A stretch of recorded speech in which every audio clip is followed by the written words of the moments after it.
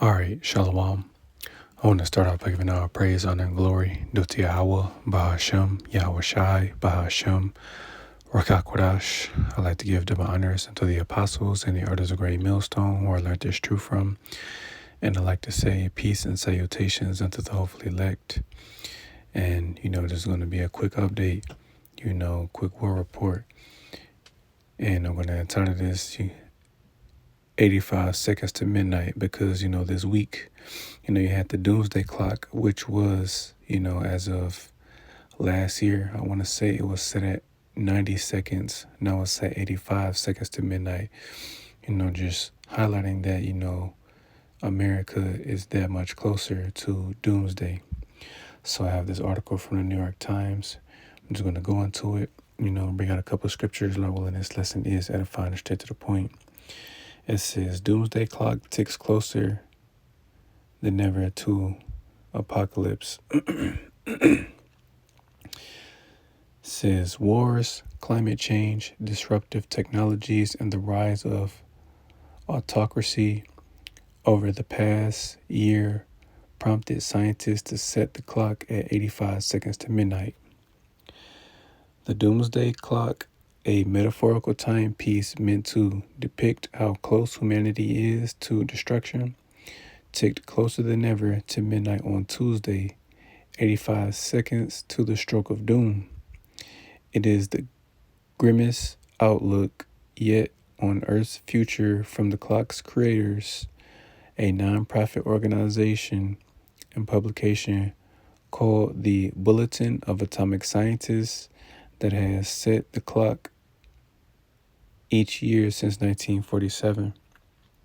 It says tensions between nuclear powers, failures in climate change, disruptive technologies like artificial intelligence, and the rise of autocracy are among the reasons that the bulletin's experts in global security, climate, and nuclear science cited for advancing it 4 seconds from last year.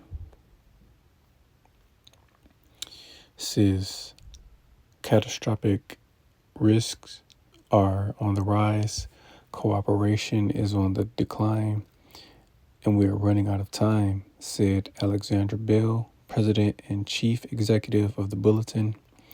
Change is both necessary and possible, but the global community must demand swift action from their leaders.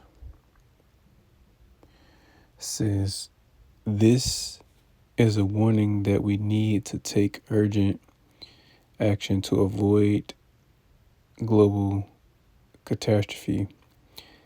Hideo Asano, coordinator of the Japan campaign to abolish nuclear weapons in Tokyo, said in an interview, and these weapons won't be abolished. They're on the earth for a reason, because even though they want to, try to have peace talks, there's not going to be any peace talks, because we're in that time where you're going to see America go down, man. Lord willing, we make it and endure to the end to see it. But, man, the world can see that this place is on its way out of here. So continuing, it says, we should know that the risk of nuclear war is the highest since the end of the Cold War. The nuclear arms race between the United States and the Soviet Union was the primary concern when the clock was invented. At the time, the people involved with the bulletin included Albert Einstein and some scientists who made the first weapons, such as J. Robert Oppenheimer. So again, man, these two guys, are very important. Because again, Julius Robert Oppenheimer, they deemed him the father of the atomic bomb. Now, even though he didn't put in, the physical work as in building, the first bombs to be dropped on, Hiroshima and Nagasaki, Japan, it's still his invention. The Lord gave him this technology to do what is done. And if you've seen, his speech that he gave, which he quoted from, the Hindu Bible, as they call it. But, he says, I am become death, the destroyer of worlds. And if you've seen the movie Oppenheimer, I recommend, brothers, check it out. It's a long movie, but still, it just goes to show you, you know, the mind of this man and what, his invention eventually evolved into. It went from, you know, hydrogen bomb to the atomic bomb. Now you have nuclear missiles, you know, that don't have to be dropped, over its target. They can fly from one end of the earth and land in the other.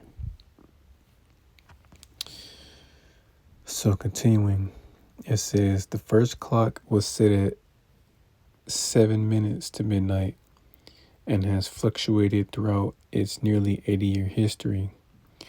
Critics have dismissed the clock as a stunt based on subjective assessments. Others have said that its repeated warnings of total annihilation could be dismissed by the public policy equivalent of the boy who cried wolf. And again, a lot of these people aren't going to take these things seriously until they happen, especially Americans, man. The American people don't take anything serious until it gets real. So reality isn't going to set in for a lot of these people until they hear those air raid sirens going off and they see their doom, coming.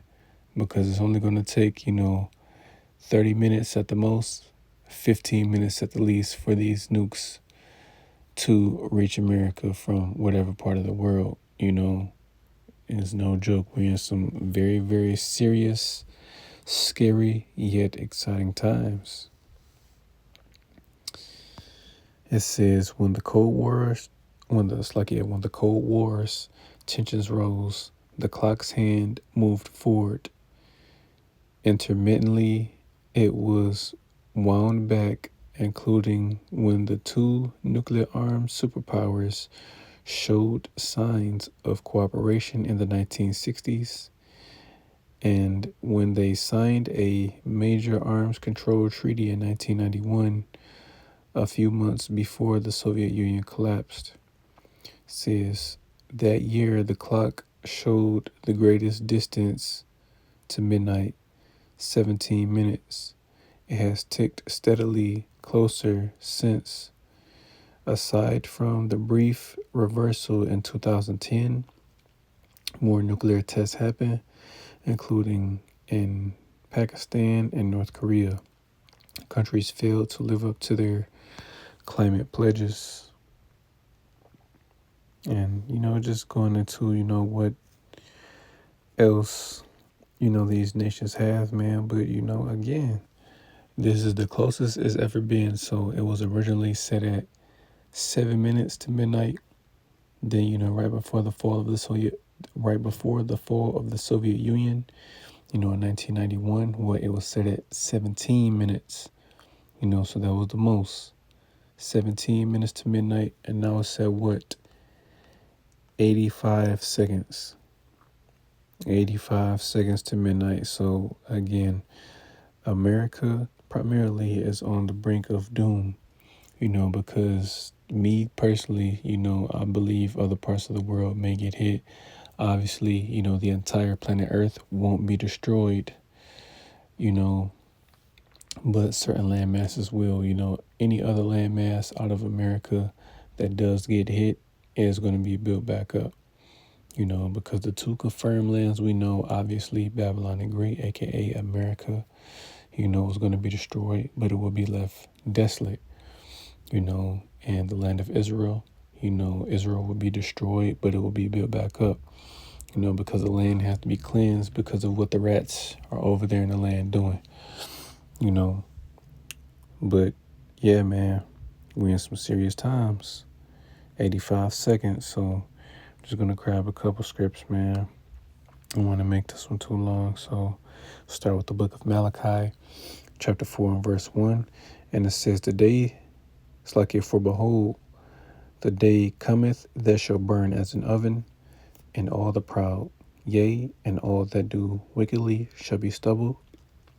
And the day that cometh shall burn them up, Saith the Lord of hosts, that it shall leave them neither root nor branch. And right, man, what day is coming that's going to burn as an oven? World War III, aka the day of the Lord, man. And that day is upon us, And even though, I myself, we want, we want, this place to go down, today, right now, we still have to wait, because another major prophecy has to take place before, we can see the entire destruction of America, aka Babylon the Great, take place, the mass implementation of the mark of the beast, which is spoken of in Revelation, the 13th chapter, verses 16 to 18, the RFID microchip being made mandatory, and the majority of people in the world receiving, the mark. We still have to wait for that to happen. Then once that happens, then, we'll be that much closer to, doomsday, we'll be that much closer. Excuse me, Slakia. So let me get the book of Isaiah, chapter 9, verse 5, and it says, "For every battle of the warrior is with confused noise and garments rolled in blood, but this should be with burning and fuel of fire." And right, man, this coming world war is going to be how traditional wars were fought, with hand-to-hand combat, men having different weapons of war, swords, spears, shields, bow and arrows, bucklers, these different weapons, battling each other, on the battlefield. It's not going to be like that. It's primarily going to be fought with these nuclear missiles. And as always, I have to mention that you will have ground troops, that are going to be going to war with each other. But World War III is primarily going to be fought with, these nuclear missiles that are on the earth today. So I'm going to jump to the book of Revelation, chapter 9. I'm going to get verse 12, and it says, "One woe is past, and behold, there come two woes more hereafter." Right, one woe is past, meaning World War I, which took place from 1915 to 1919, during that 4-year period, when this first woe took place, right? And it said there would be two more woes that would take place, right? So let's jump to the book of, still in Revelation, let's jump to the 11th chapter and give verse 14. It says, "The second woe is past, and behold, the third woe cometh quickly." And right, World War II, which took place from 1939 to 1945, within that 6-year period, that war took place, so World War I came to pass, World War II came to pass, but what? It says the third woe cometh quickly. What's that third woe? World War III, the war to end all wars, is literally going to be the war that's going to end all wars, man, because that's why these nukes are on the earth today. A quote from Albert Einstein, who knew, he tried to make it seem as though he didn't know, what was being built, but he knew, which is why he said what he said, right? And then, roughly paraphrasing, he said, "I know not what World War III will be fought with." It's like, I know not what World War III will be fought with, but World War IV will be fought with sticks and stones. Something along the lines of that, just to show you that these nukes literally have the capability of destroying the entire planet Earth, sending, everything back to the Stone Age. But as we know, that's not going to happen. The earth abideth forever, as it says in the scriptures,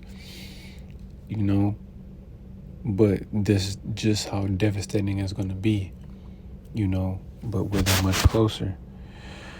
So I'm going to jump back to Revelation, the 9th chapter, and I'm going to end it with verse 15. And it says, "And the 4 angels were loosed, which were prepared for an hour and a day and a month and a year, for to slay the third part of men." And right, when you read in Revelation, the 7th chapter, it speaks of the 4 angels, which these are 4 literal angels that are holding back the four winds. The four winds being a representation of, the coming destruction that is going to take place in the earth, primarily here in Babylon. World War III, if you will, because there is a set time when these angels are going to be loosed, when this destruction is going to take place. As a particular hour, day, month, and year when this thing is going to take place. The Heavenly Father has it all mapped out when He wants all of these things to take place, right?